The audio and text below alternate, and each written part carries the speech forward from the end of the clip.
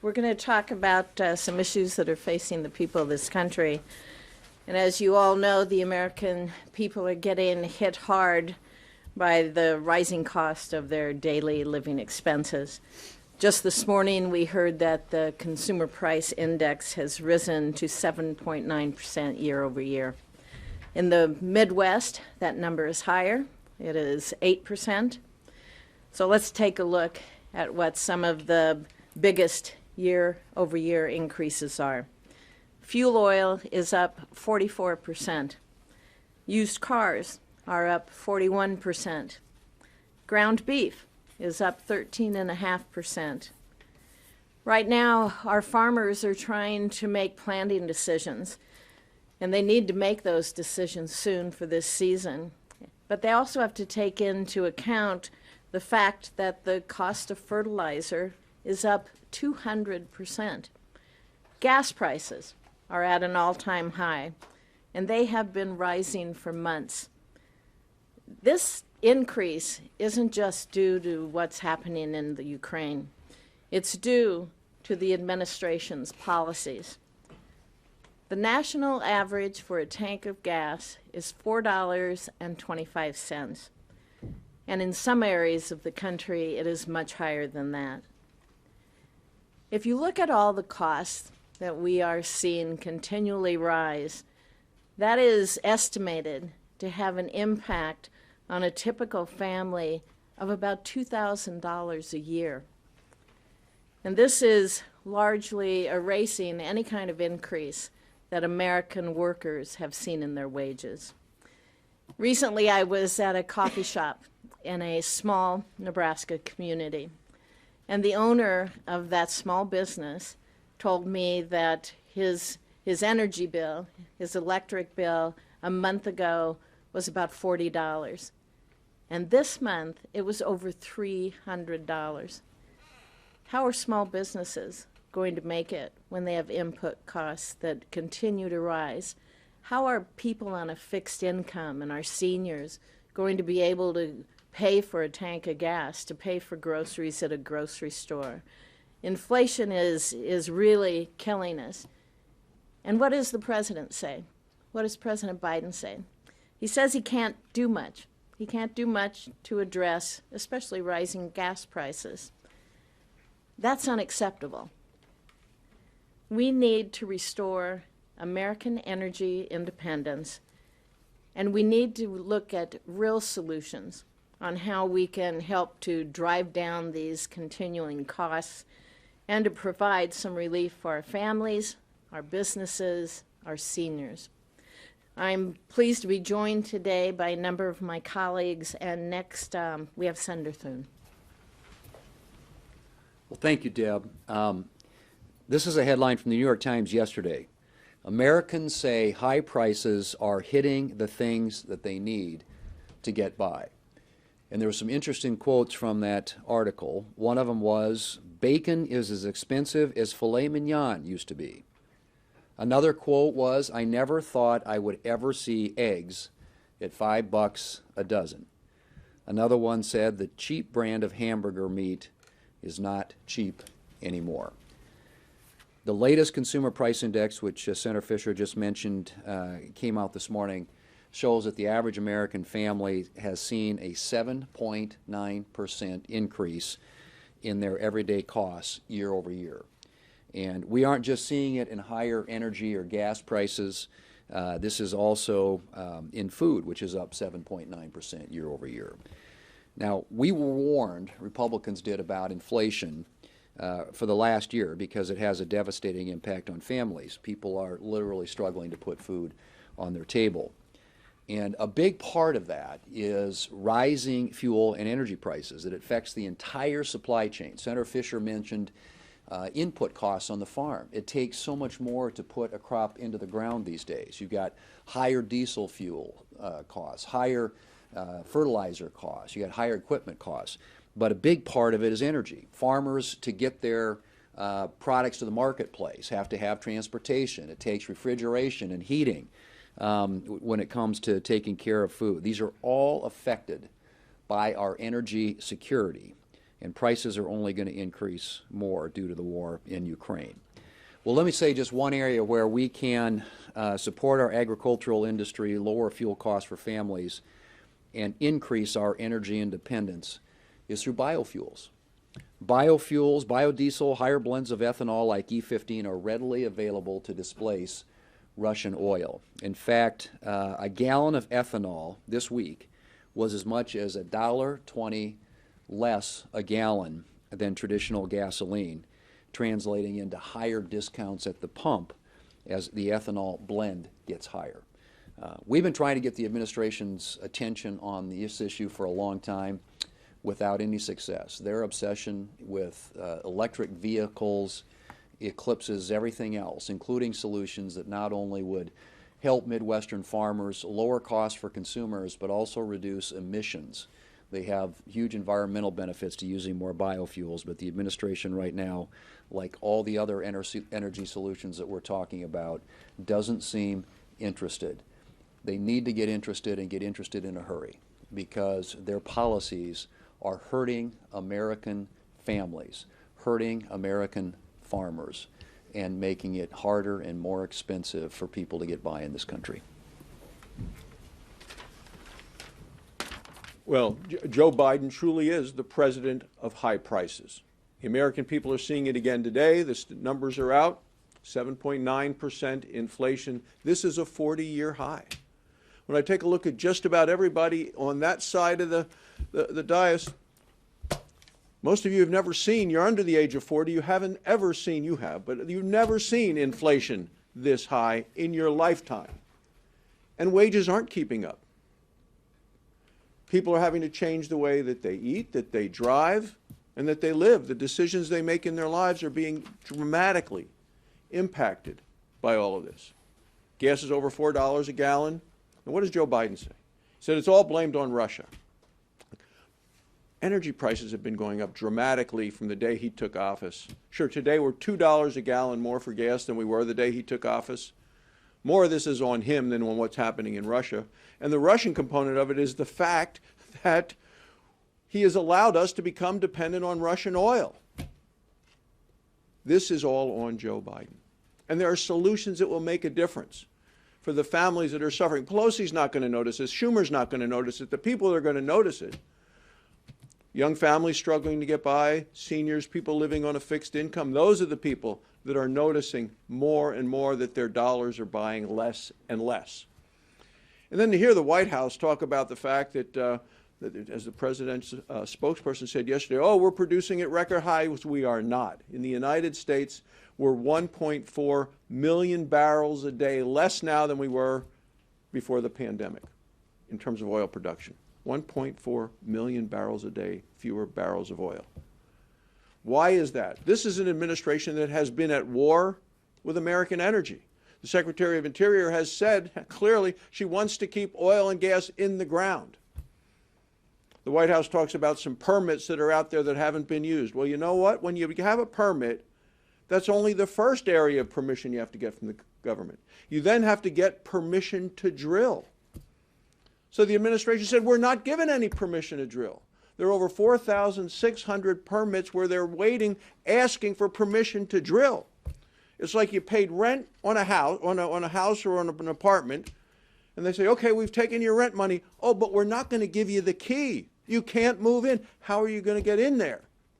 They're not allowing that. And a lot of people say, well, we're not even if we get permission to drill, we're not going to go in until we can build a pipeline. Oh, the administration said, sorry, we're not going to allow any of those permissions either. There are things we should be doing today to unleash American energy. We have it. We shouldn't be dependent upon Russia. We shouldn't be heading to Iran. We shouldn't be looking to go to Venezuela. We have the resources here in the ground. The administration needs to let us get them out. We're having a hearing right now at the Energy Committee talking about all of these things. And these inflation numbers today just highlight how poorly this administration has mismanaged our American economy, American energy, and have caused record inflations to the level that we're now at a 40-year high. Well, first of all, I want to thank Senator Fisher for getting us together today to talk about really what I consider a national emergency, and I speak from that as the ranking member on agriculture. Last time when I was here, I brought a little chart. Now I've got a bigger chart. Do you want me to hold it? Well, yeah, hold it. yeah. So, and I think this tells the story. This is from February of last year to February of this year. Now, the bars don't look very high, but this little bar here, farm machinery, represents a 28% increase. More than a significant increase. We're talking about animal feed, it's up 36%. Natural gas up 48%, diesel fuel up 54%, and then fertilizer up 171%. It'd be interesting and I should have done it, but we were here a few weeks ago talking about the same thing, and I would say that if you looked at these bars compared to then, they would be shorter. Okay, this thing is moving so very fast. So when costs go up on our farmers and ranchers, it's a bad day for rural America.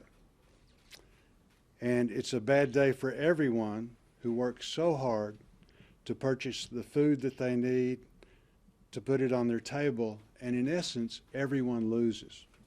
So this is a national emergency. What I would like to do is get the administration to focus on this. It affects everyone in America. It's not just an American problem, it's an international problem. So we simply have to lessen our cost and thus lessen our cost to the consumer, which is so very important for the people of America. Thanks, Deb. Thank you.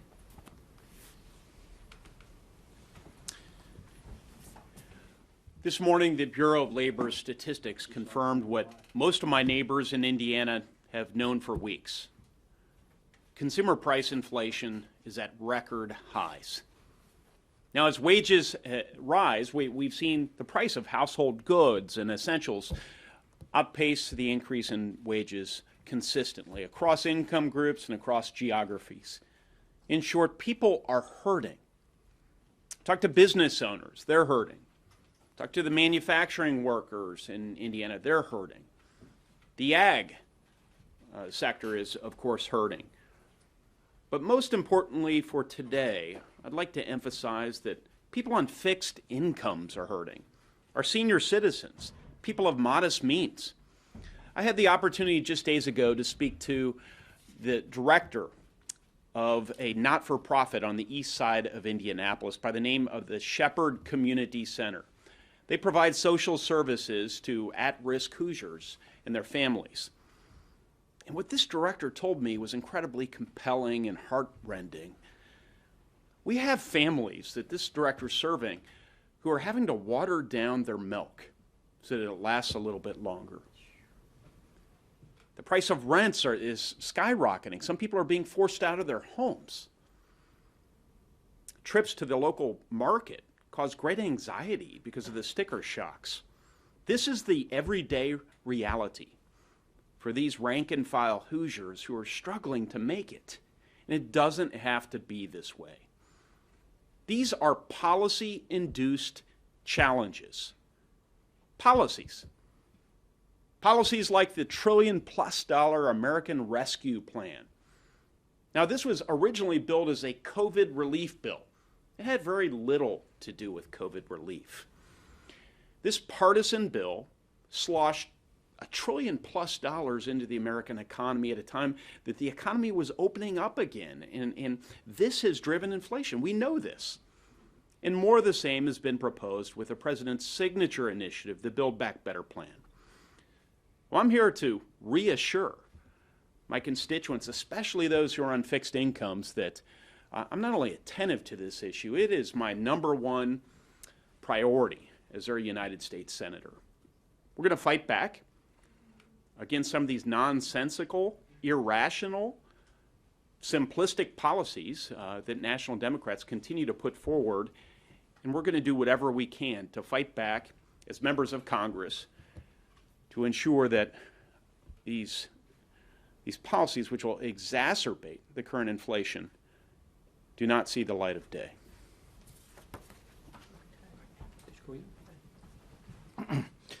Well, as you saw this morning, inflation is now 7.9%, 40-year high.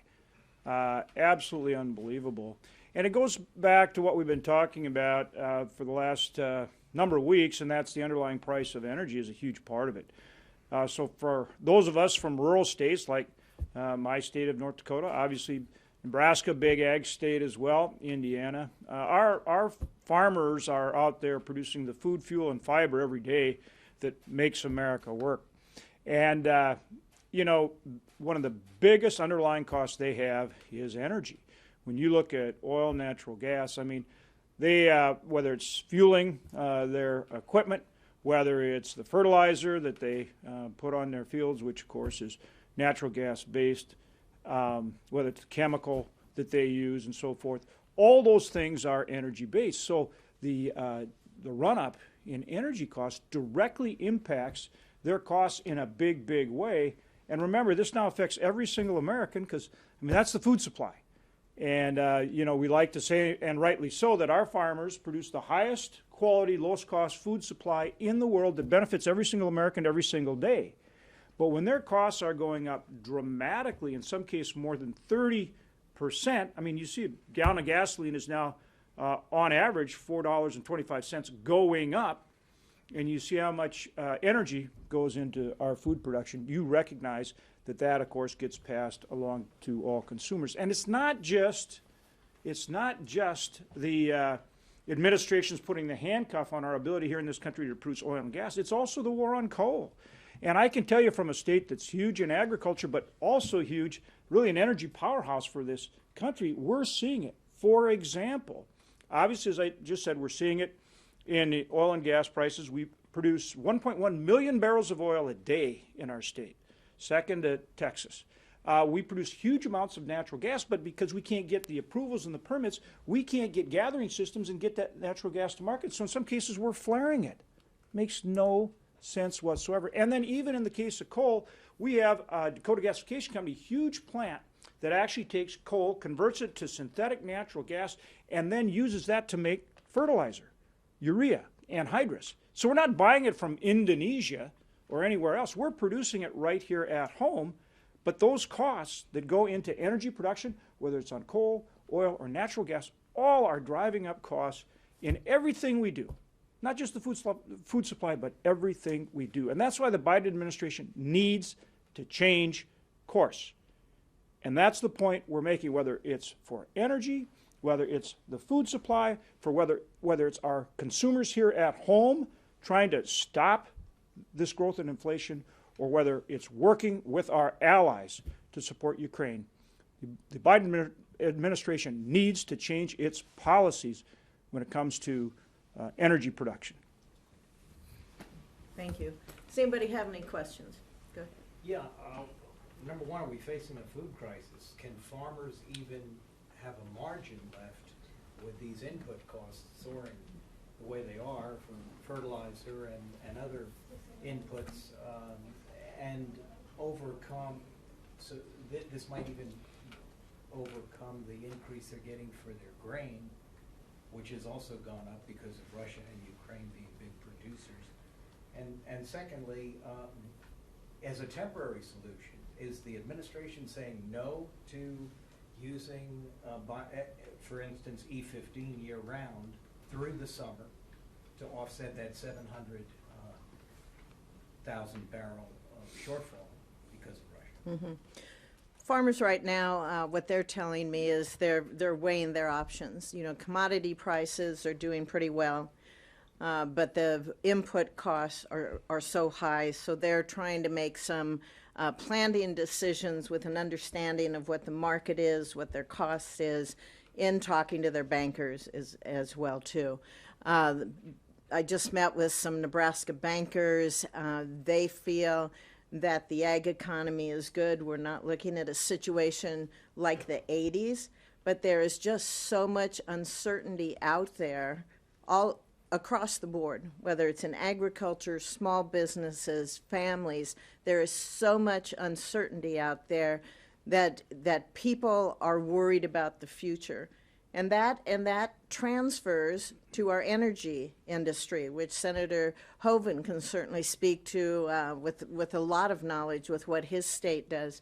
But when you have an administration, when you have a presidential candidate, Joe Biden, saying that companies should be held liable, people should be put in jail.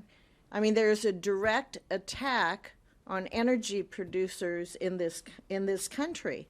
Think of the uncertainty for energy producers. They want to be able to get out there and be productive to meet our needs. One thing I hear besides inflation is, why in the world are we buying oil from Russia? That is the number one calls that I get. Why are we buying oil from Russia? And I cannot imagine the outrage that every single elected official here is going to hear if we then switch to buy it from Venezuela and Iran. This is a ridiculous policy. And as an ethanol producing state, we need to look at a clean, renewable energy in ethanol, in biofuels. We're in all of the above. When we're talking energy, that truly means all of the above. And you cannot demonize fossil fuels. You cannot put out misinformation on biofuel and ethanol production and think you can accomplish anything by calming fears, promoting optimism in this country again, which obviously is not coming from the Biden administration. So have they said I would no say to, two have they things. said no to E15, and that could make the difference in the volume in a short amount of time? Yeah, you know, I've had bills that would promote, first of all, the RVOs, to take a look at that, and also year-round sale of E15. It's vitally important. We need to offer consumers choices. That's extremely important. And again, if we truly are talking about an all of the above energy policy, we certainly don't see it in the policies coming from this administration when they demonize certain segments of the American economy and the American energy sector. So I would say, yes, we are going to see disruptions. I mean, right now, I'm talking to farmers and ranchers. They're worried that they are going to be able to get anhydrous and other fertilizer and other inputs. So yes, they are very concerned about that, no question about it. And then you got all the supply chain disruptions too. For example, I'm on legislation that would help with the container issues. You know, obviously we're in situations now where we have containers that come in from the Pacific Rim and they go back empty. So we've got the ocean container shipping legislation, along with Senator Thune, Senator Klobuchar, and others. So we've also got to solve these supply chain disruptions, and we can't have regulations like WOTUS coming back. You remember the whole WOTUS issue under the Obama administration? We fixed that under the Trump administration. We get something that respects private property rights, and now the Biden administration pulls that back, and they want to go right back to the Obama version. That hits our farmers four square in terms of what they're trying to do out there. That hits our energy producers. That drives up costs. That restricts our ability to produce more food and more energy. Those are the things that are creating huge problems out there, like I say, not only in terms of supply, but also supply chain disruptions. So yes, we are going to see those things, and we're quite concerned about it. Yes. I have a question about the omnibus bill. So does have increased funding for multiple different agencies. So and it seems there's enough Republican support to get this through the Senate. What would you say to Americans who are kind of scratching their heads or who are critical, asking, why would you guys be willing to vote for a bill with increased funding for government agencies while we're seeing this record high inflation? What would you say to them? I would say that they have a good point. You know, as a government, as a federal government, we should be setting priorities just like families do. And when times are tough and you see increases in inflation, and you're making your paychecks stretch to make ends meet, I would say that we need to set priorities just like families do. And that isn't, in my opinion, to make increases across the board. It's to go back to regular order, be able to bring up appropriations bills and have a robust debate on them, and then take a vote on appropriations bills. Are you personally supporting this, and do you think there will be a significant Republican support, or you think just bare minimum? you know, we're going through the bill. My staff and I are going through the bill to see what's in over 2,000 pages of a piece of legislation that we'll be taking a vote on soon. And then one more follow-up question, sorry. Senator Schumer has repeatedly criticized the Republican Party, saying you guys always bash Democrats for inflation, but without proposing solid solutions for tackling it. What is your response to that? Are you guys working on solid solutions that could help?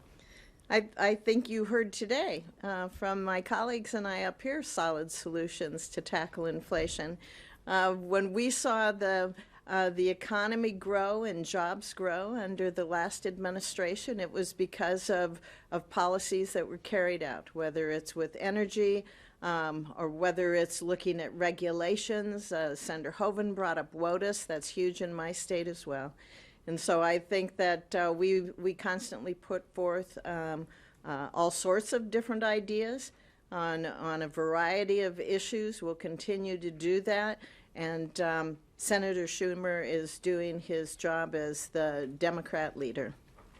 And yes. Piggybacking on her point, I guess, is there any proposal that Republicans have to try to mitigate food costs specifically? Is there any conversations with the Department of Ag, for instance, to try and help alleviate some of the burdens that farmers are facing right now? I think you have to look at, again, regulations that are out there, and when you know there's uncertainty with the administration, people are leery of making investments that they don't know what the return will be on. Thanks, guys. That's it. Yep. Thank you. Thank you.